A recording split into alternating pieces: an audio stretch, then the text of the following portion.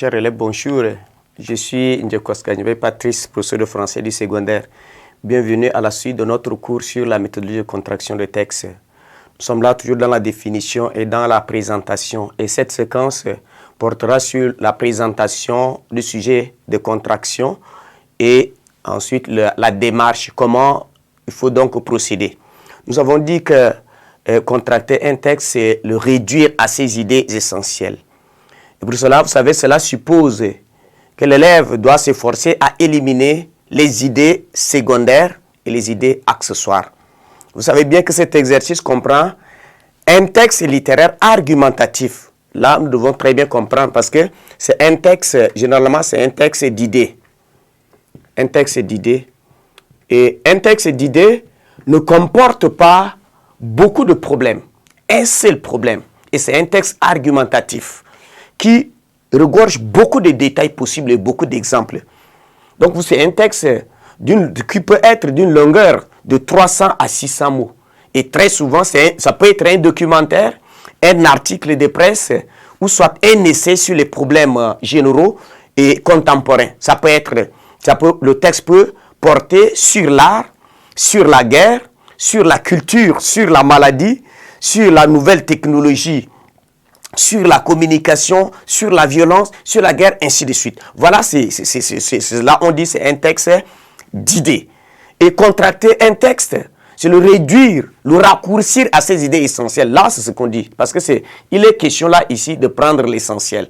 C'est-à-dire, vous devez sélectionner les idées qui sont principales, les idées qui sont essentielles et écarter tout ce qui est accessoire, cette aptitude-là qu'on suppose. Et la suppression ici, on va essayer quand même de revoir ici la démarche, comment procéder. Dans un premier temps, il s'agit pour l'apprenant, dans cet exercice, de passer d'un texte long à sa quintessence. C'est-à-dire, vous êtes là devant un texte qui est produit avec beaucoup de mots. Et il vous revient donc de pouvoir le restituer en peu de mots, en gardant l'idée. Voilà, c'est ça. Et donc, le candidat devra non seulement repenser le texte en peu de mots, mais avec cohérence, précision et cohésion. Et là, c'est pareil pour le résumé ou l'analyse. Et dans un second temps, l'apprenant devra donc faire montre de son aptitude à organiser sa pensée et à discuter. Voilà, c'est dans ce sens-là qu'on a dit. Et la démarche, c'est quoi? Il faut d'abord comprendre le texte. Lorsque tu ne comprends pas le texte, tu ne peux pas le contracter. La compréhension est très importante. Et la compréhension ici suppose d'abord une culture livresque. Est-ce que l'élève a, comme on a parlé de la capacité, est-ce que l'élève a une culture, a un niveau de culture, a un bagage intellectuel? C'est aussi l'aptitude à analyser la pensée de l'auteur de quelqu'un. Parce que c'est là où on a parlé de l'esprit critique. Et la capacité aussi de lire un texte et faire ressortir ses idées. Voilà, c'est ça. Et le travail repose essentiellement sur une méthodologie. C'est ça. Méthodologie qui se dégage donc en trois aspects. En trois aspects. D'abord, supprimer. C'est-à-dire la suppression, il faut supprimer tous les détails possibles. Ce qui est détail, il faut éliminer. Voilà, c'est ça le travail de la suppression pour garder ce qui est essentiel. Et là, il faut d'abord être en mesure de savoir qu'est-ce qui est essentiel et qu'est-ce qui ne l'est pas pour pouvoir le supprimer. Sinon, tu vas supprimer même ce qui est essentiel. Et donc, voilà, cela suppose une aptitude à ce niveau. Et la substitution. Il faut substituer à l'auteur. C'est-à-dire, vous le dites avec vos mots.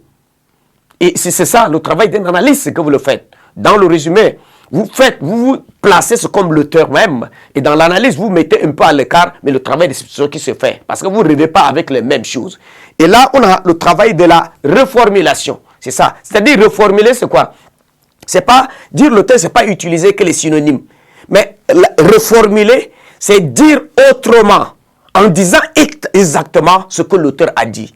C'est-à-dire les éléments du texte, voilà, c'est ça. Donc, remplacer un élément par un autre d'égale valeur. Voilà, c'est ça, on parle de la reformulation. Voilà, c'est ça la démarche. Donc, il faut d'abord chercher à comprendre le texte. Qu'est-ce qui est essentiel dans le texte? Et pour ce faire, la compréhension suppose d'abord à se poser la question. Qui parle? Voilà, là, c'est important. Qui parle? C'est-à-dire, qui parle? Et là, vous cherchez à voir l'auteur. Il faut savoir, se faire l'idée de l'auteur pour un peu comprendre le texte, qui parle. et de quoi. De quoi? Il faut comprendre à ce niveau. De quoi? C'est-à-dire savoir le thème, la thèse, l'idée générale développée par le texte. Et comment? Comment? C'est-à-dire la manière avec laquelle l'auteur se prend. C'est-à-dire la structuration du texte. C'est-à-dire vous allez relever ici à ce niveau, essayer de voir la structure pour relever les idées directrices. Et pourquoi? Enfin, voilà, c'est ça. Voilà, c'est des questions de compréhension que vous allez vous poser. Pourquoi? C'est-à-dire l'objectif visé par l'auteur. Si l'auteur parle de la guerre, pourquoi? Qu'est-ce qu'il entend de la guerre? Et donc, il faut savoir un peu l'intention de l'auteur en développant ces thèmes. C'est-à-dire l'objectif visé par l'auteur. Donc, ce travail suppose une méthodologie qu'on dit. Donc, vous devez poser ça pour comprendre le texte. Mais lorsque vous ne vous posez pas cette question, comment vous allez le faire?